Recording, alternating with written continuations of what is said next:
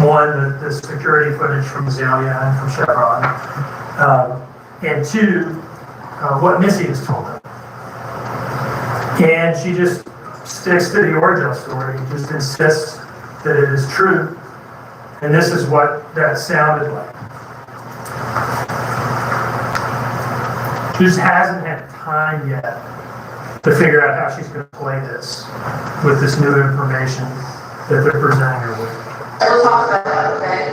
Because Misty had talked to you. Yeah, she has. She hasn't talked to you in quite some time.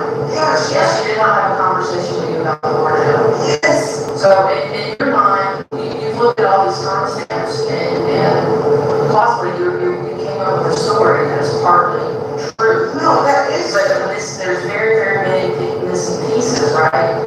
And in your story, you haven't been completely honest about where you were at and why you were I there. was 100% honest on where I was at. I showed Life 360. I told my gave her the Orgel that she gave me. Right, and that didn't happen. We've already interviewed this. Yeah, I got the Orgel. That did happen. She said, I'm hoping to start her mouth. That's the reason why I asked her for it. You have to stop saying this. It did not happen. Yes, it did. So that's the story on October 8th. That's slide number Sticking to our 5. guns. Line number 5 we got right there. Now, October 12th, she comes in for another interview. And this is with Brad Snyder, who I've talked about already, who you've heard a little bit from and seen a little bit of, and an FBI agent named Savannah Solomon that he works with closely. And this is at the FBI office. And this is a long interview. I've pared it down a little bit so we don't have to spend 3 hours watching it during the trial, but it's still fairly long. And initially, at least, she's sticking to the Orgel story. That's Savannah Solomon on the left, Snyder on the right, and the defendant in the middle.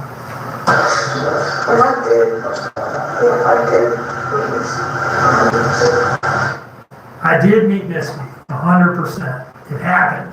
I'm telling you. But they've already proved you And didn't. she tells this kind of flowery story describing this meeting. She lavishes them with details about how this went down.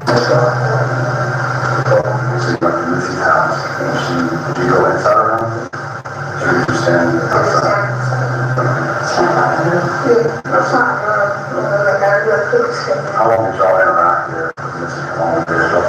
2 minutes, a quick little conversation. Everyone else in the mouth doing this one. She does craft with the so she did. Now she has Misty was smoking crack when she gave the defendant the Orgel. And what is going on here is when the defendant is lying and telling a story to cover something up that she did. Objection, Your Honor, at this point in time, with opening statements, Mr. Dean has the right to say what he expects the evidence to show, not his interpretation of it. So, Sustained. Kingdom has to move forward. The evidence will show that she added this detail to suggest a faulty memory on Misty's part. To suggest that, maybe this will help explain why Misty is telling them she hadn't seen me.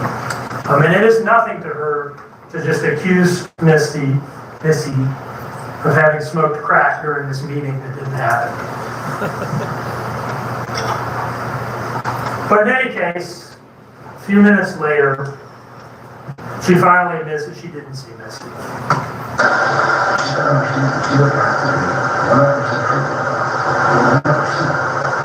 That's the only way that we're going to get the